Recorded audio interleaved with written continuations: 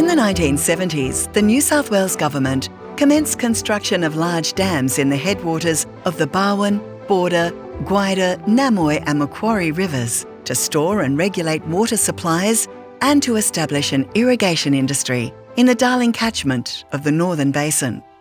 Unlike the Southern Basin, only a relatively small amount of water could be held in these catchment dams, and therefore, in the Northern Basin, the water supply is highly variable. To improve water security, the irrigation industry developed multiple sources of water, including rivers, groundwater, and capturing water from floods flowing across their properties, which is stored on farm for future use. This form of water take is called floodplain harvesting.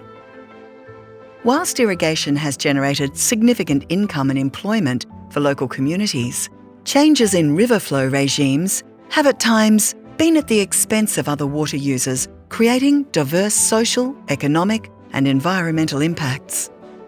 Water has been central to our lives as an Aboriginal people, our way of life, the way we've interacted with our cultural landscapes, and I call it a symbiotic relationship. We don't have this sense of owning country, we belong to country. And we have this profound obligation to care for country, and I have realised a wonderful opportunity now to influence and be involved in the repairing of country with a wide range of stakeholders. Of particular concern has been the impact of irrigation upon the health of the riverine environment, Aboriginal people and culture, downstream communities, and also dry land farmers who relied upon natural floods to grow feed for their stock. Now those medium and small floods have all but disappeared, and the big floods have a longer time interval between their arrival. So it does impact on the production of grazing and enterprises in the valley.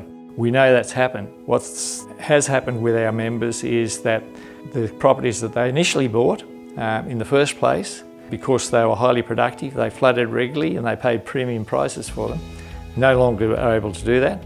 So people have left, people have amalgamated properties, families have left the district, and there's been social dislocation and communities have virtually disintegrated in some areas. Irrigation has created employment for many people and provided the opportunity for communities to flourish. I was an irrigator working in that sector.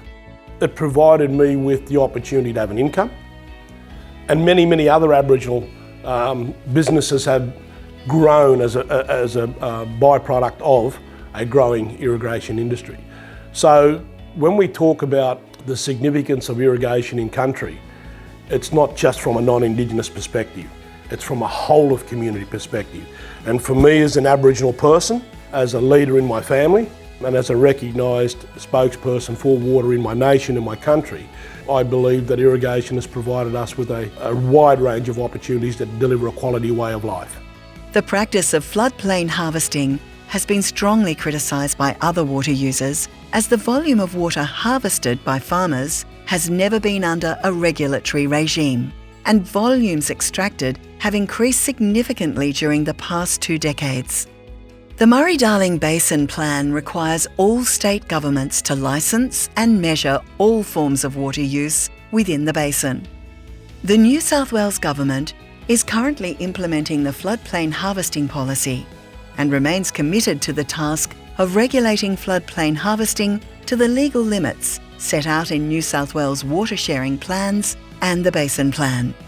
Water that is recovered through this licensing process will be kept within the river system for the benefit of the environment, Aboriginal people and local communities.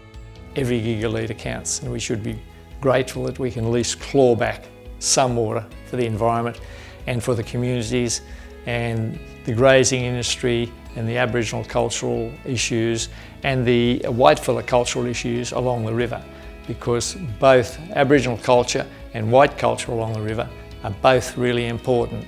The implementation of the policy will also provide an important opportunity for Indigenous communities to contribute to future water management decisions to enhance cultural assets across the Darling catchment.